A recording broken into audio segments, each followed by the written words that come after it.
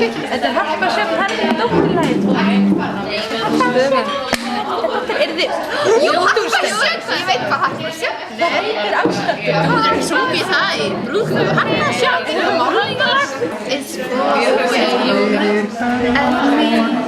Oh, it's for the only one I see. It's very, very extraordinary. It's meant for me and you. Ég ætti bara ræsta eftir. Ok. Syngdu á Nell. It's for the only one I see. Allra ekki, það er óslega. Svo heitur það að jazz. Syngdu hoppið sem þú spila. Hvað er gert? Við verðum svo backwards. Bara ég og hoppið bara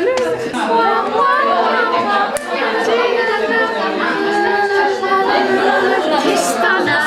Syngjum mig.